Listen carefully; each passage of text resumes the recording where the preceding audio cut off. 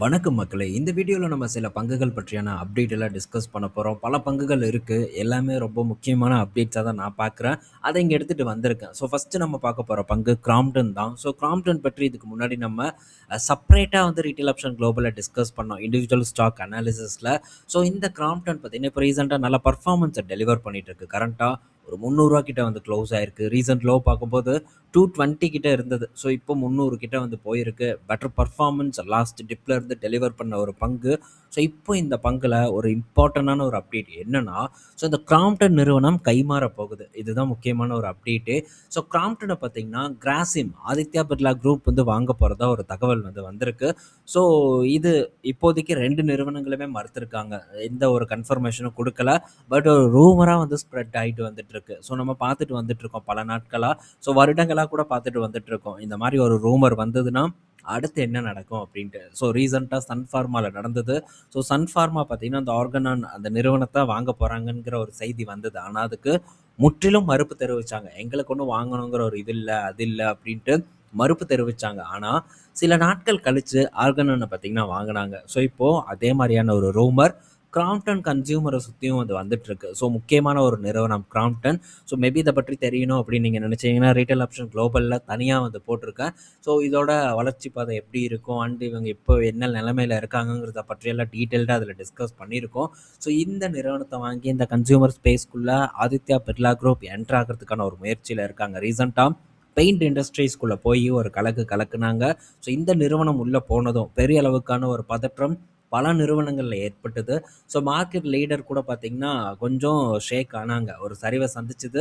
இப்போ திரும்ப ஒரு ரெக்கவர போஸ்ட் பண்ணிட்டு இருக்கு. பட் இருந்தாலும் வேல்யூவேஷன் ஜாஸ்தி. அதனால பெரிய அளவுக்கான ஒரு முன்னேற்றம் அந்த செக்மெண்ட்ல இல்ல. இருந்தாலும் ஒரு பெரிய போட்டித்தன்மைய குடுத்து நம்பர் 3 பிளேயரா இப்போ பெயிண்ட் இண்டஸ்ட்ரிய பொறுத்தவரைக்கி கிராசிம் இருக்காங்க. பிர்லா ஒப்பஸ் இருக்காங்க. இப்போ ஆல்ரெடி வெல் எஸ்டாப்ளிஷ்டு பிராண்ட ஃபோக்கஸ் பண்றது ஒரு பெரிய ஒரு விஷயமா நான் பார்க்குறேன். இவங்க கிட்ட அந்த மார்க்கெட்டிங் பண்ணி கன்சியூமர் கிட்ட கொண்டு போய் சேர்ப்பதற்கான திறமை இருக்கிறதா நான் பார்க்குறேன். ஆனா, எல்லா இடத்துலயும் சக்சஸ் கிடைக்குமா அப்படின்னு கேட்டா டவுட்டு தான். ஏன்னா, டாட்டா பார்த்தீங்கன்னா, அந்த ட்ரெண்ட் நிறுவனம் அவங்களுடைய Zudio பெரிய அளவுக்கு பார்த்தீங்கன்னா, ஸ்ப்ரெட் பண்ணாங்க. பெரிய ஒரு வளர்ச்சிய பார்த்தாங்க. பட் இவங்க கிட்டயும் இருக்கு அந்த மாரியான நிறுவனங்கள். பட் ஆதித்யா பிர்லா குரூப்னால அந்த அளவுக்கு சக்சீட் ஆக முடியல. இவங்களோட ஃபெயிலியர் ரேட் பார்க்கும்போது ரொம்பவே அதிகமா தான் இருக்கு. பட் ரீசென்ட்டா பிர்லா ஓப்பஸ் நல்ல ஒரு கெயின குடுத்தது. ஒரு சக்சஸ குடுத்தது. அதைத் தொடர்ந்து இந்த கிராம்ப்டன் கன்சியூமர கைப்பற்றி இதையும் ஒரு நல்ல வளர்ச்சி பாதைக்கு கொண்டு போவாங்களாங்கிறத நம்ம பொறுத்திருந்து பார்க்கணும். ரீசென்ட்டா அல்ட்ராடெக் சிமெண்ட் பல அக்யூசிஷன பண்ணி நல்ல ஒரு சிமெண்ட் கெப்பாசிட்டிய உருவாக்குனாங்க. அதே மாரி இந்த அக்யூசிஷனும் சக்சஸ்ஃபுல்லா மாறுமாங்கிறத பொறுத்திருந்து பார்ப்போம். இதுதான் கிராம்ப்டன்ல வந்த செய்தி. மேபி கிராம்ப்டன் இன்னும் வரக்கூடிய நாட்கள்ல ஒரு நல்ல பெர்ஃபார்மன்ஸ கொடுப்பதற்கான வாய்ப்பு இருக்குன்னு தான் நான் நினைக்கிறேன். அடுத்தது வோடஃபோன் ஐடியா. வோடஃபோன் ஐடியா பார்த்தீங்கன்னா, இந்த காலாண்டுல நல்ல ப்ராஃபிட்ட போஸ்ட் பண்ணியிருக்காங்க. பாருங்க 51,970 கோடி கிட்டத்தட்ட 52,000 கோடி பார்த்தீங்கன்னா, ப்ராஃபிட்டா போஸ்ட் பண்ணியிருக்காங்க. ஆவரேஜ் ரெவென்யூ பெர் யூசர் பார்க்கும்போது வோடஃபோனுக்கு ரூ. 190 இருக்கு. ஜியோவுக்கு பார்க்கும்போது ரூ. 214 ரூ. 223 கிட்டயோ இருக்குன்னு நான் நினைக்கிறேன். ஏர்டெல் இந்த ஏஆர்பியூ பொறுத்தவரைக்கும் அதிகப்படியா இருக்கக்கூடிய நிறுவனம். ஒரு கஸ்டமருக்கு அதிகப்படியா வருமானம் வசூலிக்கக்கூடிய நிறுவனமா ஏர்டெல் இருக்கு. என்னப்பா திடீர்னு பார்த்தீங்கன்னா, இந்த வோடஃபோன் ஐடியா இந்த அளவுக்கு பெர்ஃபார்மன்ஸ பண்ணியிருக்காங்கன்னு பார்த்தா, இதெல்லாம் ஜஸ்ட் ஒரு அக்கவுண்ட்ஸ் ரிலேட்டடான ஒரு அட்ஜஸ்ட்மெண்ட் அப்படின்னு தான் நம்ம எடுத்துக்கணும். ஒண்ணும் ஆப்பரேஷனல் வைஸ்ல இவங்க ஒண்ணும் பெரிய பெர்ஃபார்மன்ஸ குடுக்கல. ஹெட்லைன் பார்க்கும்போது நமக்கு ரொம்பவே அடேங்கப்பா! வேற லெவல்ல பெர்ஃபார்ம் பண்ணிட்டா இனி இதுக்கு நல்ல காலம் தான் அப்படின்னு நமக்கு தோணலாம். ஏன்னா, ஹெட்லைன் என்ன இருக்கு? 51,000 கோடி ப்ராஃபிட். ஏஆர்பிஓ ரூ. 190 ரைஸ் ஆயிருக்கு அப்படின்னு தான் போட்டிருக்காங்க. பட் ஹெட்லைன் பார்த்து எப்பவுமே ஏமாறக்கூடாது. இது ஜஸ்ட் ஒரு ஒரு அட்ஜஸ்ட்மெண்ட், அக்கவுண்டன்சி அட்ஜஸ்ட்மெண்ட் தானே தவிர, ரியல் பெர்ஃபார்மன்ஸ் இல்ல அப்படிங்கிறத நம்ம புரிஞ்சுக்கணும். அதர் இன்கம்ல தான் இங்க மென்ஷன் பண்ணியிருக்காங்க. இது எப்படி இந்த அதர் இன்கம் வந்தது அப்படிங்கிற கேள்வி இருக்கலாம். இந்த அதர் இன்கம் பொறுத்தவரைக்கு இவங்களுடைய ரீசென்ட் அப்டேட் நம்ம பார்த்தோம். என்னன்னா, இவங்களுடைய அந்த டியூ, அந்த டாரிஃப் டியூ, அந்த ட்ராய்க்கு செலுத்த வேண்டிய அந்த டியூ, ஸ்பெக்ட்ரம் டியூ பார்த்தீங்கன்னா தள்ளி போட்டிருந்தாங்க. இன்னும் ஒரு 4 வருட டைம் குடுத்திருந்தாங்க. அதனால அத கொண்டு இவங்க கணக்குல காமிச்சிருக்காங்க. இது ஃபியூச்சர்ல திரும்ப பணம் போகும். அவங்களுக்கு கட்ட வேண்டிய நிலுவைத் தொகைய கட்ட ஆரம்பிப்பாங்க ஒரு 4 வருஷம் கழிச்சு. அப்போ பார்த்தீங்கன்னா, அந்த காலாண்டுல அவங்க நஷ்டத்த போஸ்ட் பண்ணுவாங்க. இது பெரிய ஒரு இம்பாக்ட் எல்லாம் ஏற்படுத்தாது. மேபி மார்க்கெட்டில் ஒரு தூக்கலாம். ஆனால் அதெல்லாம் நம்ம பெரிய அளவுக்கு வந்து இது பண்ணிக்க கூடாது. மைண்ட் பண்ணிட்டு இதில் போய் நம்ம இந்த ஒரு பீக்கில் வாங்கணும்னா கண்டிப்பாக மாற்றத்துக்கான வாய்ப்பு இருக்குது. ஸோ அதனால் இந்த மாதிரி பங்குகள் பக்கம் இருந்து விலகி இருப்பது ரொம்ப நல்லதுங்கிறது என்னுடைய கருத்து. அடுத்தது பார்த்திங்கன்னா, ஸோ யூனோ மிண்டா கிட்டேருந்து அப்டேட் வந்திருக்கு. யூனோ மிண்டா ஒரு 550 கோடி பார்த்தீங்கன்னா இன்வெஸ்ட்மெண்ட் பண்ண போகிறதா சொல்லியிருக்காங்க. எதுக்கு? ஈவி பவர் ட்ரெயின் ஃபெசிலிட்டி உருவாக்குறதுக்கு இந்த 550 கோடி ஸ்பெண்ட் பண்ண போகிறதா சொல்லியிருக்காங்க. இது ஒரு முக்கியமான ஒரு நிறுவனம். ஆட்டோ காம்போனன்ட் தயாரிக்கக்கூடிய நிறுவனம். லாஸ்ட் காலாண்டு Q4 பர்ஃபார்மன்ஸ் பெட்டரான ஒரு பர்ஃபார்மன்ஸை தான் டெலிவர் பண்ணியிருக்காங்க. கன்சிஸ்டன்ட் வளர்ச்சி, பட் ரொம்பவே ஹை வேல்யூவில் இருக்குது. ஸோ ஆட்டோ செக்டார் இப்போ ஸ்ட்ரகிள் ஆகிட்டு இருக்கு. ஃபர்தராக அந்த ஸ்ட்ரகிள் இந்த ஆன்சிலரி கம்பெனிஸ்க்கும் போகும் அப்படின்னு தான் என்னுடைய எதிர்பார்ப்பாக இருக்குது. ஸோ நமக்கு என்றைக்கு பெட்டர் வேல்யூ வருதோ அன்றைக்கி தான் இந்த மாதிரி பங்குகளை நம்ம பார்க்கணும். ஸோ பல பங்குகள் பற்றி நம்ம தொடர்ந்து பேசிகிட்டு இருக்கோம். எதுக்குங்க இந்த பல பங்குகள் பற்றி பேசிகிட்டு இருக்கீங்க? ஒரு 10 ஸ்டாக் எடுத்து வச்சுட்டு அதையே பேசும்போது ஒரு நல்ல போர்ட்ஃபோலியோவை உருவாக்க முடியுமே அப்படின்னு கேட்குறாங்க. டெஃபினட்டாக அந்த மாதிரியெல்லாம் பண்ண முடியாது. இது ஏறுது இறங்குது எல்லா நாளும் அதையே உட்காந்து பேசிகிட்டு இருந்தால் அது என்னை பொறுத்த வரைக்கும் அது ஒரு வளர்ச்சி பாதையில் கொண்டே போகாது. இப்போ இருக்கக்கூடிய என்னுடைய ஒரு ஒரு ஏஜ் பீரியட் அந்த டைமில் பார்த்திங்கன்னா நான் பலதையும் எக்ஸ்ப்ளோர் பண்ணணும். ஸோ எக்ஸ்ப்ளோர் பண்ண தான் அடுத்தடுத்த வாய்ப்புகள் கிடைக்கும். நம்ம ஆட்டுக்கு நான் ஒன்றும் வாரன் பஃபட் கிடையாது. 10 ஸ்டாக் வாங்கி வச்சுட்டு அது நல்லா பர்ஃபார்ம் பண்ணும் அப்படின்ட்டு உட்கார்றதுக்கு. ஸோ வளர்கிற பீரியடில் எல்லாத்தையும் எக்ஸ்ப்ளோர் பண்ண நம்ம டெஃபினட்டாக வந்து ட்ரை பண்ணணும். ஸோ நான் எக்ஸ்ப்ளோர் பண்ணி நல்ல வெற்றியும் வந்து அடைஞ்சிருக்கேன். ஸோ அதன் மூலியமாக தான் என்னால் ஓரளவு கேபிட்டலையும் வந்து பெருக்க முடிஞ்சது. நான் பாட்டுக்கு ஒரு 10 ஸ்டாக் எடுத்து வச்சுட்டு லாங் டேர்ம் இன்வெஸ்டர்ன்ட்டு சேலரியிலேருந்து வரக்கூடிய பணத்தை மட்டுமே எடுத்து முதலீடு பண்ணணுன்னா கண்டிப்பாக என்னால் பெரிய போர்ட்ஃபோலியோவையும் உருவாக்க முடியாது, ஒரு வெல்த்தும் க்ரியேட் பண்ண முடியாது. ஸோ அதனால் என்னை பொறுத்த வரைக்கும் நான் பல ஆப்ஷனை எக்ஸ்ப்ளோர் பண்ணுறது தான் என்னுடைய ஒரு வேலை. அதை நான் தொடர்ந்து வந்து பண்ணிக்கிட்டே தான் இருப்பேன். ஏன்னா இதெல்லாம் பார்க்கணுங்கிற ஒரு அவசியமே இல்லை, வாய்ப்பே இல்லை. எதுக்கு பார்க்கணும் அப்படின்ற ஒரு கேள்வி இருக்கும். ஆனால் என்னைக்காச்சும் ஒரு நாள் ஒரு சரிவாக கொடுக்கலாம். அந்த டைமில் நம்ம விழிப்பிதுங்கி நிற்கக்கூடாது. அந்த டைமில் நம்ம முடிவெடுக்கிறதுக்கு ஸோ இந்த மாதிரியான விஷயங்கள் நம்ம தொடர்ந்து செய்யக்கூடிய வேலைகள் அதுக்கு பெரிய அளவுக்கு உதவிகரமாக இருக்கும் அப்படின்ட்டு நான் நம்புகிறேன். ஸோ பார்ப்போம் என்னெல்லாம் நடக்குது அப்படின்ட்டு. நீங்களும் கூட பயணிக்க தானே போகிறீங்க. தொடர்ந்து வந்து நம்ம பார்ப்போம்.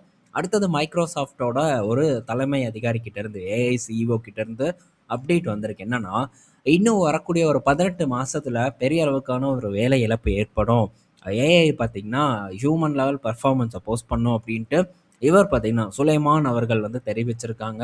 18 மாதத்தில் மோஸ்ட்டாக அத்தனை வேலையும் போயிருமா என்ன? எனக்கு நம்பிக்கை இல்லை அந்த மாதிரி போகுன்ட்டு. மேபி போச்சுன்னா மிகப்பெரிய அளவுக்கான மார்க்கெட் கிராஷ் இங்கே நம்ம நாட்டில் நடக்கலாம் அப்படின்னு தான் நான் நினைக்கிறேன். பட் 18 மாதத்தில் நடப்பதற்கான வாய்ப்பு இல்லை. ஸோ எல்லா கம்பெனிஸ்லேயும் இன்க்ளூடிங் எங்கள் கம்பெனிஸ்லேயும் ஆட்டோமேஷனை வந்து பெரிய அளவுக்கு வந்து திணிச்சுக்கிட்டு தான் இருக்காங்க.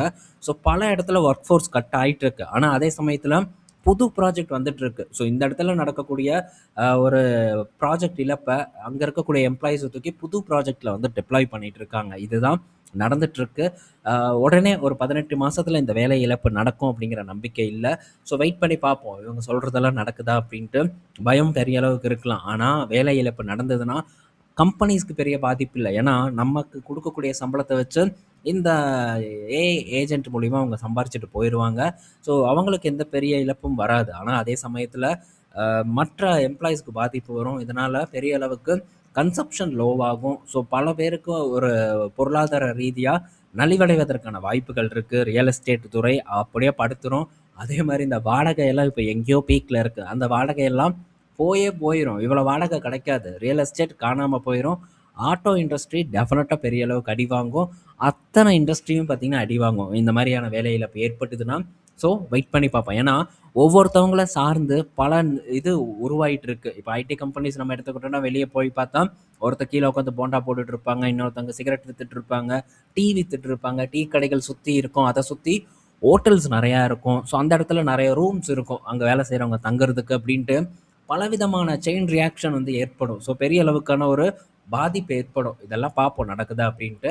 ஸோ அப்பப்போ சொல்லி பயமுறுத்திட்டு தான் இருக்காங்க. ஆனாலும் நம்ம கேர்ஃபுல்லாக இருந்துக்கணும். நான் பலமுறை டிஸ்கஸ் பண்ணியிருக்கேன்.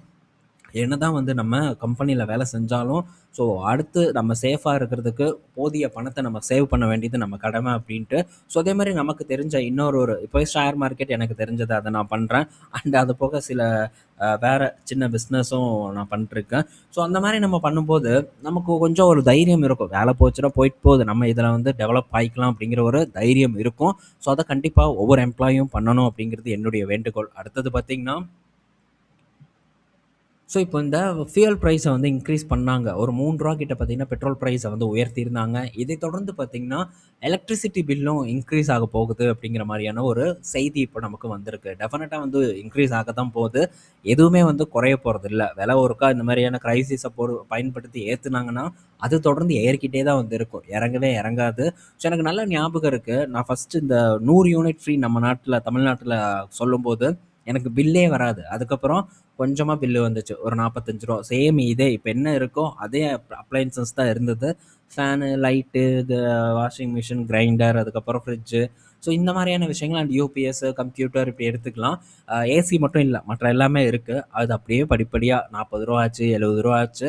ஸோ இப்போ அப்படியே அது பாட்டுக்கு ஏறி எங்கேயோ வந்துருச்சு. இது தொடர்ந்து நடந்துக்கிட்டே தான் இருக்கும். இதனால தான் கம்பெனிஸோட வருமானமும் ஏறுது.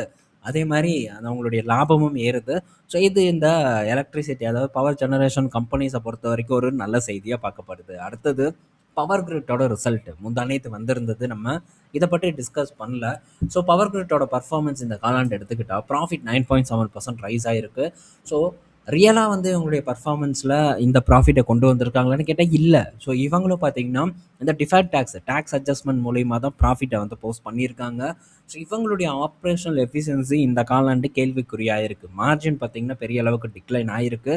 ஸோ இதற்கு நிறைய காரணங்கள் சொல்லப்படுது. ஒன்று, வட்டி அதிகமாக, கடன் அதிகமாக இருக்குது. அதுக்கு செலுத்த வேண்டிய இன்ட்ரெஸ்ட் வழியாக எக்ஸ்பென்ஸ் அதிகமாக ஆகிட்டு வந்துட்டு இருக்கு. அண்ட் எம்ப்ளாயி காஸ்ட் இந்த மாதிரி பல விஷயங்களை வந்து சொல்கிறாங்க. இது தொடருதா அப்படிங்கிறத நம்ம பார்க்கணும். இந்த ஒரு குவார்ட்டர் வச்சு மட்டும் நம்ம முடிவு எடுத்துட முடியாது. ஸோ அடுத்தடுத்த காலாண்டுகள் நம்ம வெயிட் பண்ணி பார்க்கணும். அதே மாதிரி இப்போ ஆப்பர்ச்சுனிட்டி இல்லை அப்படின்ட்டு நம்ம பலமுறை டிஸ்கஸ் பண்ணியிருக்கோம் இந்த பவர் கிரிட்டை பொறுத்த வரைக்கும். ஏன்னா இது ஒன்ஸ் நமக்கு ஒரு நல்ல சான்ஸை கொடுத்தது. ஸோ அதுக்கப்புறம் ஒரு போனஸ் போஸ்ட் பண்ணிச்சு. அது ஒரு நல்ல பீரியட் பவர் கிரிட்டை பொறுத்த வரைக்கும். ஆனால் இப்போ அந்த மாதிரியான ஒரு சூழ்நிலை இருக்கான்னு கேட்டால் கண்டிப்பாக இல்லை. இந்த மாதிரியான சூழ்நிலையில் கொஞ்சம் நம்ம வெயிட் பண்ணுறது தான் பெட்டரான ஒரு ஐடியா. ஸோ சரியணும். நான் லாஸ்ட் டைம் ஒரு டிப் வரும்போதே ஒரு சான்ஸ் ஏற்படும் அப்படின்னு நான் எதிர்பார்த்தேன். ஆனால் ஏற்படலை. பட் நம்ம ஏற்படலைன்னா ஒன்றும் அவசியம் இல்லை. ஸோ இந்த டேட்டா சென்டர் வருது, ஸோ பவர் பூஸ்ட் ஆகும் அப்படி இப்படிங்கிற செய்தி நமக்கு கிடைச்சாலும் கூட அவசரப்பட்டுறக்கூடாது எங்கேயும் அப்படிங்கிற ஒரு மைண்ட் செட் நமக்கு டெஃபினட்டாக இருக்கணும். ஸோ எங்கே இருந்தது 200க்கு கீழே இருந்தது. ஸோ 180 அந்த ரேஞ்சில் இப்போ 300 கிட்ட இருக்குது. ஒரு 3 வருடத்து பெரிய அளவுக்கான ஒரு பர்ஃபார்மன்ஸ் எல்லாம் இங்கே ஒன்றும் எல்லாம் ஏற்படலை. அதனால் இந்த இடத்துலலாம் நம்ம அவசரப்படுறதுல அவசியம் இல்லை. டேட்டா சென்டர் வருவதற்கு டைம் கண்டிப்பாக எடுக்கும். ஸோ அது ஃபுல்லாக கட்டி முடித்ததுக்கு அப்புறம் தான் பவரோட டிமாண்ட் அதிகமாகும், டிரான்ஸ்மிஷன் போடுவாங்க. ஸோ இதெல்லாம் வந்து ஏற்படும். அதனால் எதுக்கும் நம்ம பெரிய இந்த கதைகளை கேட்டு இன்வெஸ்ட்மெண்ட் பண்ண வேணாம். பெட்டர் சான்ஸ் கிடச்சதுல மட்டும் ஃபோக்கஸ் பண்ணுறதை பற்றி நம்ம திங்க் பண்ணுவோம். ஓகே. ஸோ அடுத்தது பிஜி இன்விட் அவங்களுடைய பர்ஃபார்மன்ஸும் வந்தது. நல்ல பர்ஃபார்மன்ஸ் தான் இந்த காலாண்டு போஸ்ட் பண்ணாங்க. நான் ஒன்றுக்கு வெயிட் பண்ணேன். ஸோ டிவிடெண்ட் கைடன்ஸ் வந்து கிடைக்குமா அப்படின்ட்டு. பட் டிவிடெண்ட் கைடன்ஸ் எதுவுமே எனக்கு பிஜி இன்விட் தரப்புலேருந்து கிடைக்கல. ஸோ நான் தேடி பார்த்த வரைக்கும் எனக்கு கிடைக்கல. ஸோ வரக்கூடிய FY27 என்ன டிவிடெண்ட் அனௌன்ஸ் பண்ண போகிறாங்கங்கிறது தான் என்னை பொறுத்த வரைக்கும் கேள்விக்குறியாக இருக்குது. மேபி நீங்கள் எங்கேயாச்சும் செக் பண்ணி கிடச்சிருந்ததுன்னா லிங்க்கோட ஷேர் பண்ணுங்கள். ஜஸ்ட் டைப் பண்ண வேண்டாம். லிங்க்கோட ஷேர் பண்ணால் நான் போய் அதை வெரிஃபை பண்ணிக்குவேன். ஓகே. ஸோ இந்த காலாண்டு ரூ. 3 டிவிடெண்ட் அனௌன்ஸ் பண்ணியிருக்காங்க. ஸோ நம்மளை பொறுத்த வரைக்கும் நல்ல ஒரு விஷயம் தான். ரூ. 75 இருந்தது. ஸோ அதுக்கு முன்னாடி 115 ஃபஸ்ட்டு நான் ஸ்டார்ட் பண்ண ரேஞ்சு ரூ. 115 அப்படிங்கிற ஒரு ரேஞ்ச் தான். அங்கேருந்து அது 75 போகும்போதும் ஃபோக்கஸ் பண்ணேன். ஸோ ஃபஸ்ட்டு வாங்கின ரேஞ்சை டெஃபினட்டாக மறைக்கக்கூடாது. லாஸ்ட் இருக்கக்கூடிய லோவஸ்ட் ரேஞ்சை மட்டும் நம்ம பேசக்கூடாது. ஸோ தொடர்ந்து இதை பற்றியெல்லாம் நம்ம பேசிக்கிட்டே தான் இருக்கோம். இறங்குனதுக்கப்புறம் இதை அப்படியே தலை முழுக்கிட்டு ஓடி போகலை. தொடர்ந்து இதில் என்ன நடக்குது, ஸோ என்னென்ன நடக்கும் அப்படிங்கிறத பற்றி நம்ம ஒவ்வொரு டைமும் பேசியிருக்கோம். அது வந்து அந்த ஒரு பீக்கில் இருக்கும்போது மட்டும் பேசிட்டு அதுக்கப்புறம் அது இறங்குனதுக்கப்புறம் வாயே திறக்காமல் ஓடுறது நம்ம பழக்கம் கிடையாது. ஸோ பெட்டர் பர்ஃபார்மன்ஸை தான் டெலிவர் பண்ணியிருக்கேன் இந்த பிஜிஎன் வீட்டை பொறுத்த வரைக்கும். அதுவும் லாஸ்ட் டிப்பில் வாங்கினா மட்டும்தான். லாஸ்ட் டிப்பில் வாங்கலைன்னா கண்டிப்பாக கொஞ்சம் ப்ரெஷர் பார்த்தீங்கன்னா போர்ட்ஃபோலியோவில் தெரிஞ்சுட்டு தான் இருக்கும். ஆனால் லாஸ் இருக்காது. ஏன்னா டிவிடெண்ட் மூலிமா நல்ல ரிட்டர்ன் கிடைச்சிருக்கிறதுனால பெரிய லாஸ் வந்து இந்த பிஜிஎன் வீட்டில் ஏற்பட்டிருக்காது. ஸோ பார்ப்போம் என்ன கைடன்ஸ் வரப்போகுது அப்படின்ட்டு. இன்னும் புது அசட் சேர்க்காதது ஒன்று தான் இந்த பிஜிஎன் வீட்டை பொறுத்த வரைக்கும் ஒரு பெரிய குறையாக இருக்குது. விரைவில் சேர்த்துவாங்க அப்படிங்கிற ஒரு நம்பிக்கை எனக்கு இருக்குது. ஸோ பார்ப்போம் பொறுத்திருந்து. அடுத்தது இன்னொரு முக்கியமான ஒரு அப்டேட் என்னன்னா, ஸோ போன வருடம் பெர்க்ஷைர் ஹாத்வே பார்த்தீங்கன்னா யுனைடெட் ஹெல்த் கேர் பங்கை வந்து வாங்கியிருந்தாங்க. ஸோ இந்த யுனைடெட் ஹெல்த் கேர் பங்கு அதுக்கப்புறமும் சரிவை சந்திச்சது. இப்போ பார்த்தீங்கன்னா ஒரு நல்ல ஏற்றம் 52 வீக் ஹையில் பார்த்தீங்கன்னா ட்ரேட் ஆகிட்டு இருக்கு இந்த யுனைடெட் ஹெல்த் கேர். ஸோ இந்த பங்கு சரிவடைஞ்ச போது, அதாவது கரெக்டாக பஃபட் அந்த டைமில் வாங்கின போது ஸோ இந்த பங்கை வந்து நம்ம வாங்கலாமா அப்படிங்கிற கேள்வி நண்பர்கள்கிட்ட இருந்தது.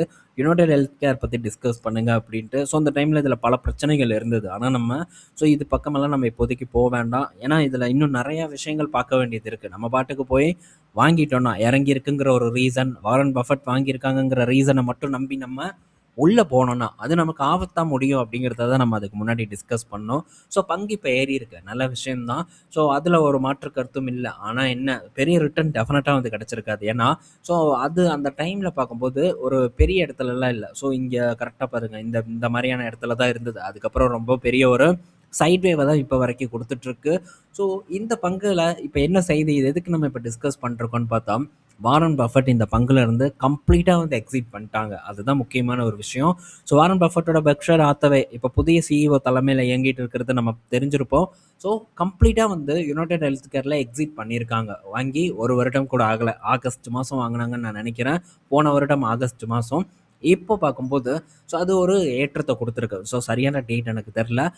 பட் அந்த டைமில் தான் ஒரு வருடம் கிட்ட இருக்கும். ஸோ ஒரு வருடத்தில் பங்கு பெரிய பர்ஃபார்மன்ஸ் இல்லை. பட் எப்படி லாபத்தில் தான் விற்றுருப்பாங்க அவங்கள பொறுத்த வரைக்கும். ஆனால் வித்துட்டாங்க அப்படிங்கிறது தான் முக்கியமான விஷயம். ஸோ இப்போ நம்ம இந்த மாதிரி பெரிய இன்வெஸ்டர்ஸை ஃபாலோ பண்ணி அவங்க சொல்கிறாங்க, அவங்க வாங்கியிருக்காங்க அப்படின்ட்டு நம்ம வாங்கினோன்னா, அவங்க வாங்கினதுக்கப்புறம் தான் நமக்கு செய்தி வரும். அவங்க விற்றதுக்கப்புறம் தான் நமக்கு செய்தி வரும். அவங்களுடைய நிலைப்பாடு என்ன அப்படிங்கிறதெல்லாம் நமக்கு தெரியாது. நம்ம ஏதோ ஒரு ஒரு மனுஷன், மூணாவது மனுஷன் மாதிரி நமக்கு ஒன்றும் தெரியாது. அதனால் இந்த மாதிரியான ஒரு செயலை நம்ம பண்ணணும்னா நமக்கு ஒரு சரியான வியூ தெரியாது. அதுக்கப்புறம் நம்ம சிக்கலில் மாட்டுறதுக்கான வாய்ப்பு இருக்குது. ஸோ இப்போ ஒரு ரெக்கவர் நடந்திருக்கு. இந்த இடத்துல சரி பஃபட் வித்துட்டாங்க, நம்மளும் வித்துட்டு எக்ஸிட் ஆனால் ப்ரெஷர் இல்லைன்னு நினைக்கலாம். ஆனால் மேபி இந்த பங்கு இந்த ஏற்றத்தை கொடுக்காம அவங்க பாட்டமில் வைக்கிறதுக்கு கூட தயாராக இருப்பாங்க. அவங்களுக்கு பெரிய ஒரு இம்பேக்ட் வராது இந்த ஒரு பங்குனால. ஆனால் நம்ம அந்த மாதிரி பண்ணணும்னா என்ன ஆகும் அப்படிங்கிறத நினச்சி பாருங்கள். ஹோல்டு பண்ணுவோம் விற்க மனசு இல்லாமல். மேபி அது திருப்பம் பெரிய அளவுக்கான ஒரு டவுன்ஃபாலை கொடுத்ததுன்னா பெரிய ஒரு டிப்ரெஷனில் நம்ம போவோம். இந்த மாதிரியெல்லாம் நமக்கு தேவையில்லை. நம்ம ஒரு பங்கை நம்பினா மட்டும்தான் அந்த பங்கில் முதலீடு பண்ணுறதுக்கு ட்ரை பண்ணணுங்கிறது தான் இந்த பதிவோட ஒரு முக்கியமான சாராம்சம். அது புரிஞ்சிருப்பீங்கன்னு நான் நினைக்கிறேன். ஸோ ஈவினிங் நம்ம இன்னொரு வீடியோவில் மீட் பண்ணுவோம். பாய் மக்களே.